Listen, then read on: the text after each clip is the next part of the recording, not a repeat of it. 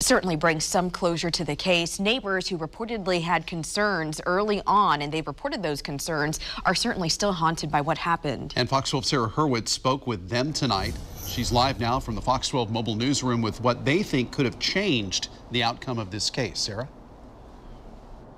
Well, good evening. You know, the neighbors who I spoke with tonight, they lived right next door to the Hart family, and they feel that the system failed those 6 adopted children. And they sat down with me tonight. They say to be a voice for those kids who had no choice in how they were treated. Their homes within yards of each other, tucked away in rural Woodland, Washington. On Thursday, it's been more than a year since the Hart family left this home and plunged off a cliff in California. The next morning when they were gone, I knew they were running. The investigation complete, but what happened to the children who lived here still haunting neighbor Dana DEKALB. DEKALB says that she made a call to report concerns of abuse and neglect the day before Sarah and Jennifer Hart abruptly took their 6 adopted children and left town in March 2018. She says one of the children, Devontae, came to their home repeatedly. I knew that him just saying, "Can I get some tortillas?" wasn't enough.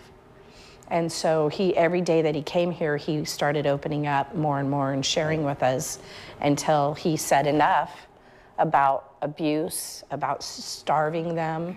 According to investigators, Washington Child Protective Services went to the Hart family home on March 23, 2018.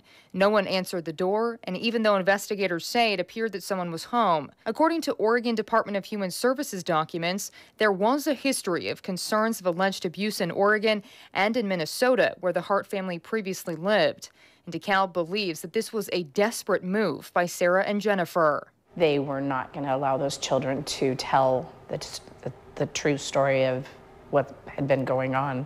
According to investigators, the family left shortly after CPS visited their home, and on their drive down the California coast, investigators say that Sarah Hart Googled questions on her phone that led them to ultimately conclude that this was an intentional act. Searching for, can 500 milligrams of Benadryl kill a 120-pound woman? Is death by drowning relatively painless? And how long does it take to die from hypothermia in water while drowning in a car? An autopsy revealed that Jennifer was legally drunk at the time and that Sarah had a toxic level of Benadryl in her system. And 3 of their kids also had high doses of it in theirs. And how it came to this, DEKALB says, is evidence of a broken system after repeated attempts to help these children. The cop told me, just because you don't see kids playing outside doesn't mean they're breaking the law. I mean, that was their reaction when I called the first time. I have become way more aware, and our system is messed up. Children are suffering because of it. My thing would be to tell anybody and everybody, never, ever ignore a child's voice. And that family also told me tonight that they feel the system for vetting and reporting child abuse should be more thorough so that this doesn't happen to other children. Reporting live from the mobile newsroom tonight, Sarah HURWITZ, Fox 12 Oregon.